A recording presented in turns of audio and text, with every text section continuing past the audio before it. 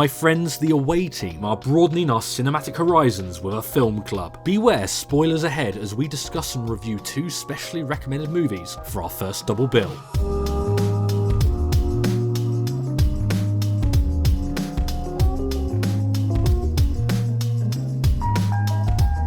Hello everyone, I'm Deep Space Luke, and I'm joined today for Playback React with Salty Pop Jimmy, Bit Sean, Novak Aaron, and we are going to pick a number from a hat, Sean's magic hat, to determine which film out of these on the spreadsheet we are going to watch tonight and discuss afterwards. So, who wants to do it? His hat.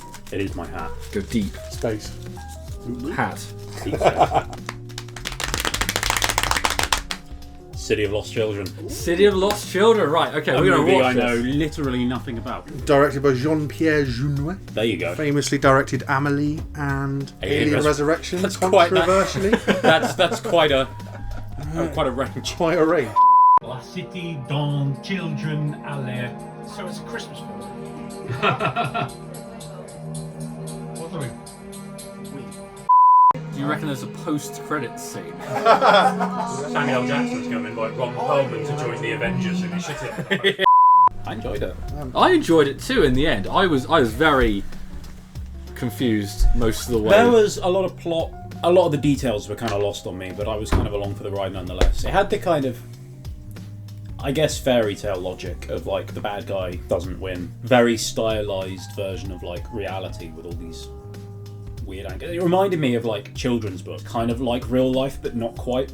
It's like a Sort of grim, off it's like a kilter a grim bit. fairy Yeah. tale. There's an artist that does the pictures of like the weird stairs. MC Escher. Oh, yeah. It's like it's got like an Escher like vibe to the whole film. Do you like the green filter? Everything was green. It was. It was very green. Also the outfits, the haze. It's that absurdist, farcical kind of comedy. Yeah. Like you say, that lot of Deus Ex, like with you know you The think answer- something's happening and then like something comes in that would not be expected. And then the Great answer flea comes cam. Flea Flea Cam. Cam. That was a good note. 6 out of 10 dogs. So there's 6 dogs. so there's 6 out of 6 10 separate dogs in Six that. separate dogs. Honk. Isn't Kronk the guy from Emperor's like New Groove? I'm still not entirely sure how he lost like the whole dream thing at the end. I think that it was more like a challenge of release the child, take me instead, and then it was almost like a duel of you can take me over almost, and then she did by getting old, by replacing his innocence. You've used some words there. He was draining her life force to become young again, but then maybe In a she dream was sense, maybe? draining his to become old, so he would be a baby and powerless in the dream. The guy who played all of those clones. Yeah. He was very good in this because he Might look him up. was able to like play 2 different characters, or rather 2 different roles. He was the one that really, for me, sold the absurdity of the entire Yeah. film, Oh. especially on the bad guy's side. I liked the Borg eyepieces, but you mentioned halfway through about world building, and they actually did do Yeah, a great job at it- building the style, which was Yeah. kind of like proto-steampunk. Yeah. Yeah, so, like, So- a lot of gears, a lot of glass lenses, but it all looked weird, and I questioned how does any of this work? One moment that stands out to me, and maybe this is just kind of like a dark moment, the flea bites one of the henchmen, and he starts turning on the other 2 henchmen. It just got dark really Just takes quick. the eyepiece off, which for some reason these eyes clearly don't work, the other ones, the real ones, and they're blinded, that stabs them through the other one. The second kill, where he attaches his own vision So the guy can so see. the guy can see himself get suffocated. That is grim. That's so some dark. edgy. I appreciated that, and Yeah. I don't know why. That was just so. Ugh. It was creative. I think I like you. I think all of this creative. One question I do want to ask about this film: Yes. you only have to say one word. Favorite French word in this film? So we got mollusque. Mollusk. Yes, mollusk. Mollusk. Whereas I'm calling them The slug, insults in this film. Top The tier. insults were top tier. This is the best French film that we have all watched together. Drum roll. Sorry, I hit you rather hard there. Oh, it's Turbo mine Kid? again. Turbo Kid? Kid. Turbo Kid. Are you up for What language? another one of What mine? language is this in? It's English. Wow, it's a double Jimmy. That was classic 80s everything, a little bit of 90s. Michael Ironside is great value for money in anything he's in. Like I said when we were watching it, I love when these low budget movies blow like all their budget on getting some big name actor who just completely hams it up. Yes, he's just there for fun. And enjoys himself. It's like one of my favourite tropes. It's like you were saying Command and Conquer. It's like the Command and Conquer vibes. When it's just like, let's get all these big actors and just get them to do stupid nonsense. The main kid was good. Yeah. Turbo Kid. Yeah, and the Apple character, I was convinced that to begin with, this thing that she put on his wrist was like an explosive that would go off if she went any more than about 20 metres away from him or something. But no, it was just her being a stalker, but she's a robot. I like that twist. I did not see that coming. I like the twist, however, there was no like lead up to it. As soon as they said, "Oh yeah, I'm a robot," by the way, suddenly all the robot lore dump was just put straight onto, and oh, by the way, I've got these hearts, I'm dying. What? That was a bit in your face. Yeah. I know that was very video game-esque, but it was a little too on the But nose. the twist with the double robot reveal with the main villain, Zeus. Yeah. Him being the robot, like, oh, that's cool. Yeah. He's a corporate, he's a step up. And the fact she's like, oh yeah, of course he was. Did you know? Some of those executions as well. They're quite creative. Mortal Kombat. Yeah. That was the vibe I got.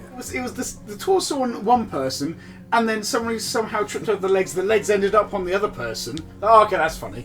And he chose to shoot that one before he shot the one that could objectively kill him. Like, that guy's doing nothing. Being impaled with a plastic parasol and That really threw me at the end. I know that vexed you. You sounded genuinely quite annoyed. I was annoyed. It was clearly a plastic parasol. No, it was a metal parasol, but it had a plastic knob on the end. I think they could have. What they should have done Like a metal is spike. put a spear on the end, Yeah. and then it could have. Like, Why was it even there? Yeah, If that guy was say used, that. that guy had his like a stop sign and a parasol as a weapon. Like he was some kind of like you're weird right. It knight. should have been like fashioned into more More of a lance. spear He was like a level 1 thug. It's basically a Nintendo kid's like wet dream. Literally, this film. Yeah. Like, that's it. Also, The Quarry. They filmed practically everything It feels In a like quarry. in the same quarry with the same rocks. And There- they just there's- CGI'd some water in at times and a background of some wasteland. And there are a couple scenes in an old swimming pool. Yeah. It's like, They're like, we've got a derelict swimming pool and a quarry. What film can we make here? Like, It's like Tales from the Borderlands, or slash like. It's just like if you told me that story took place in the Fallout universe, I'd be like, yeah, I could see yeah, that, but I yeah. think actually Borderlands is a better fit. yeah, just Borderlands, from the Mad humour. Max, the Mad Max kind of- No. You made the comparison with Rage.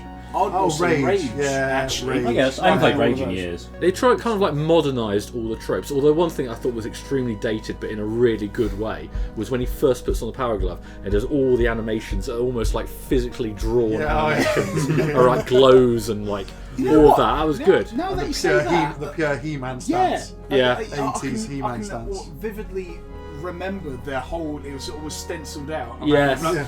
It actually got a hell of a lot of more chuckles out of me as well. You probably heard me just go Yes. throughout. Just small little chuckles from either Apple or just the little interactions or this just guts and gore all over the place. Doesn't shy away from knowing exactly what it is. Yeah. Knows exactly what it is and really plays into it. So that was our first away team film club sesh. Been a Two long time films. coming. Yeah. Okay. Someone had to get married first. Yeah, sorry, I've get just important life's been stuff out getting in of the way a little bit. Yeah. We'll do this again, and I'm looking forward to see which ones Sure, plenty of good films on the list. Thank you for joining the Away Teams Film Club, Spacers. Maybe you should check out these movies. If you liked my video, please give it a thumbs up and subscribe for more gaming and geeking with a mix of sci-fi missions and social shenanigans. So be sure to come along for the Odyssey, and I'll see you again after a while.